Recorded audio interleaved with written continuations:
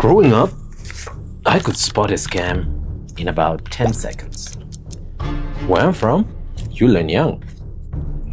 So in 2020, when a Forex scam took me for 5,000 Rand, the embarrassing part wasn't the money. It was that I had already researched Forex scams, I knew the playbook. Still, this one walked me straight through the front door. Because smart people don't fall for stupid scams. They fall for smart ones. And your degree, your street smarts, your I would never, that's not your protection. That's your entry fee. Let me set the scene because I need you to know that I'm not a soft target. I grew up in Zimbabwe while the economy was on fire. And I don't mean booming. When money is scarce, scams become an industry. And I met my share of hustlers and chancers early on in life. You see, when I was in high school, WhatsApp was just becoming a thing. And for those that remember, that was a huge shift. Until then, a phone did three things: calls, SMS, and Opera Mini. The good old days, right? But because of WhatsApp, suddenly everybody needed an Android phone. Crazy demand. So my young brother and I started dealing in phones. Now, the Zimbabwean economy at this point was as informal as it gets. So to get stock, we would go to this part of Harare called Ximex. If you ask any Zimbabwean about Ximex in the 2010s, they'll tell you. Two young kids, a collapsed economy, and a hot commodity. Let's just say we paid our street tuition in full. Let me tell you about one payment. I'm about 14 or 15 on my way home from school. So I stop at Ximex to look for a deal. I find a guy who says, you can get me an HTC for $120, which is a steal because I could easily flip that phone for 200, like easy. I gave him the money. He says he'll be back shortly with the phone. But I'm already a little street smart, so I tell him, leave me your car keys. And he does. Hold on to that detail. The keys. 30 minutes later, he's back. Bad news. The phone's been sold. He hands me back my money. He says, come back in 2 days. Maybe we can try another deal. Disappointing, but it's already 4 p.m. and Harare rush hour is not for the weak, so I head home. And you're thinking, okay, no phone, no loss. Big deal, right? Except the scam hadn't happened yet. Or had it? I get on the minibus, we call them combis in Zimbabwe, and I figure, why not break this $100 note? So I pay my $1 fare with the 100 and pass it up to the front. I always sit in the back. Next thing I know, the conductor, the guy who handled the money, is shouting, holding up my note for the whole combi to see. Who paid? Who paid with this? The note was counterfeit. The guy at Ximex never had a phone. The phone was the story. What he actually did was take my real 100 and hand me back a fake one. And those car keys, the thing that made me feel safe, it was all theater. Their only job was to make me feel protected while he robbed me. I will never forget that feeling. You see, for a 14-year-old in 2010, $100 is an obscene amount of money. And that's US dollars, by the way, not Zim dollars. Zimbabwe still runs on US dollars to this day. But I'm telling you all this so you understand one thing.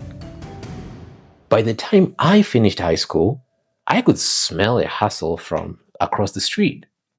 Then I moved to Joburg, the city of gold. And I'll be honest, I got clipped by a couple of small Bitcoin schemes early on. Lessons learned, I thought. Tuition paid. Then 2020 happened. We all remember 2020, don't we, huh? At this point, my work required international travel. Travel stopped. My income, gone overnight. And I had a 2-year-old daughter and bills that did not care about a pandemic. So I did what a lot of us did. I went looking for something I could do from home, from a laptop, to bring money in. And that search led me to Forex. Now, before I show you how they got me, let me be fair about one thing. Forex itself is real. It's a legal market. Banks trade it every second of every day. The market is not the scam. The machine that hides behind the market, that's the scam. And I want to walk you through the machine step by step, because the pipeline they ran on me is still the same pipeline in your DMs right now. Different guru, same machine. By the end of this video, you have a 3-question scan that flags this machine in under 60 seconds before your money leaves your hands. I'll put it on 3 cards near the end. And there's one moment in this story where the scam almost turned me into the scammer. When we get there, you'll see how these things really make their money. Let's follow the machine. It didn't start with a pitch. That's the first thing. A good scam never starts with a pitch. It started with free value. YouTube tutorials, genuinely useful ones. I was learning real things about the market. And that learning walked me naturally into some Telegram communities. Battle-tested strategies, they said, all day screenshots, thousands of rands and wins, trade after trade after trade. And I'm sitting there. I'm thinking the most dangerous thought a desperate man can think. If I could hit one of these big, I would be set. Then one guy stood out, super cool, down to earth. Let's call him Archie. Archie and I started DMing for days. He told me his journey, how he struggled like me, how he clawed his way up, how he built an automated signal system that was correct about 95% of the time. You see, Archie wasn't selling me anything. He was just a friend who had made it, reaching back to help. Now watch what actually happened here.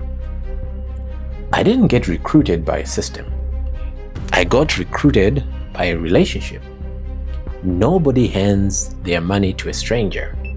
So step 1 of every good scam is stop being a stranger. The guy at Ximex had 30 minutes to win my trust. Archie had all the time in the world. Then came the proof, and this is where being smart worked against me. He sent me a video of his system, back-tested, predicting the big moves over and over. He added me to a paid Signals WhatsApp group for free, a gift. And in that group, all day, a signal posted, then wins, institutional analysis with all the right words, liquidity, order blocks, smart money. It looked like a Bloomberg terminal run by your cousin. Here's the trick a smart person misses. When a signal won, he blew it out of proportion. Trophy graphics, screenshots, easy. When a signal lost, it was a fake out. The market was manipulated. There was always an excuse. And the excuse always sounded technical enough to be true. Now, if you've seen my first video, you know the 3 tiers of truth. If you haven't, it's linked up here somewhere. 95% accurate is dressed up as tier 3, objective, testable, provable. That costume is the whole disguise, because the moment you actually test it, track every signal, wins and losses, the tier 3 claim dies. So he never let anyone test it. He let you see the wins and explain away the losses. That's not evidence. That's theater. Same trick as the car keys, by the way. And here's the one document that never appeared, not once. A real, verified account statement of every trade, every win, every loss, audited over months. The car? He'll show you. The watch? He'll show you that too. The receipt that proves the system makes money over time, that one's always coming, and it never comes. Then the trap. Here's the trap. He told me I'll be removed from the group soon because I didn't have the system installed. The full system cost 20,000 Rand. But because we were cool, he would give me the lite version, 5,000. And I paid it. I want to be clear about why, because how were you so stupid is the wrong question. I wasn't stupid. I was desperate. And he was patient. I had spent days building a relationship with this man. 5 grand felt like a discount on a dream I badly needed to be real. So I installed it and I ran it. And I found out that the lite version, well, what it actually was, it wasn't a predictive system. It fired a signal after the move had already happened. You'd get the alert, jump in, and catch the move right as it reversed. Following it didn't make you money, it fed you to the market. It was absolutely a guaranteed losing system. So I DM'd him, told him straight, "Hey bro, this system doesn't work." And his answer was perfect. Flawless even. That's because you have the lite version. You need the full predictive version, 20,000. Now, I can't prove what I'm about to say. This is my personal read on the situation. I think the lite version's only job was to fail, so it could sell you the full version. I think the floor was designed to drop. And then he offered me a second way to get the full version. And that offer is where this whole thing finally showed me what it really was. He said, "You don't have to pay the 20,000, just convince 4 people in the group to buy the lite version. Bring me 4 and I'll unlock the full system for you. Free." Sit with that. The moment his product failed me, his solution was to turn me into his salesman. I wasn't a customer anymore. I was being recruited into the workforce. Because this was never a business selling a trading system. It's a machine that converts victims into recruiters. My 5,000 didn't buy software. It bought me a job title in a pyramid. And the job was to find 4 more of me. And here's the part I have to be honest about.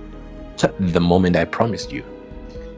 For about an hour, I considered it. I had already lost the 5,000. Sunk cost, right? 20,000 more felt impossible. But 4 people, I knew people.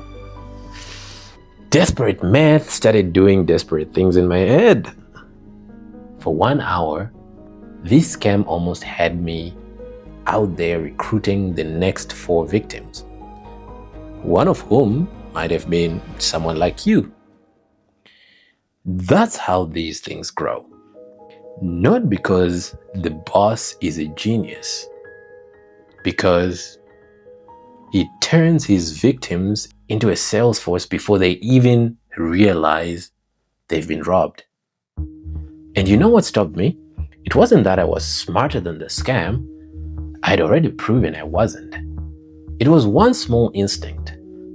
Before I recruited anybody, I quietly messaged a few other guys in the group and asked one question. Are you actually making money? I never got an answer because within minutes, I was blocked out, kicked out. And Archie DM'd me one last time to say I'd messed up. by asking the victims to compare notes. That's when I understood. The one thing the machine cannot survive is the victims talking to each other. So here's your scan. 3 cards, 60 seconds. Run any guru through these before a cent leaves your hands. Card 1. Where's the receipt? You already know this one is the document Archie never showed. Not the car, not the watch, not the wins. The audited statement of every trade, wins and losses over months. If it doesn't exist, the system simply doesn't work. Full stop. Card 2. Follow the incentive. Why is he selling it? If a man could truly call the market 95% of the time, he would not be selling you signals for 5 grand. He would borrow every single cent he could find and trade. Think about it. If you stumbled on a money printer, would you sell it? Or would you run it day and night and tell no one? The fact that he's selling the map instead of walking it tells you the map is fake. Card 3. Can the victims talk to each other? The second community punishes you for comparing notes, for asking, are you actually making money? You are not in a community. You are in a trap. Real things survive daylight. Scams need you isolated. Receipt, incentive, daylight. That's the whole scan. And that's the first tool in your misinformation immune system. You already run this instinct at the taxi rank. You don't hand cash to a stranger selling a 2 terabyte memory card for 30 rand or AirPods for 300 shillings. We are just extending that instinct online, where the stranger is smoother, more patient, and dressed like your friend. This channel is building a whole toolkit for exactly this. Not what to think, how to think. If that's what you're here for, subscribe and join the people learning the difference. Now, I'm handing you a genuinely hard one because I don't think this is as clean as scammers bad. Forex is a real market. Some people genuinely trade it. And a lot of these young guys teaching it will tell you they're doing what no school and no bank ever did for us, making money knowledge accessible. So here's the question. The guy who got me, Archie, is he a scammer, a bad businessman, or a good student of a broken system that made him this way? Where is the line between a mentor and a predator? And how do you tell the difference before you pay? Tell me, defend it. I'm reading everything. Attack ideas, not people. The pinned comment has the rules. That's what I found. That's how I reasoned through it. Take it or leave it.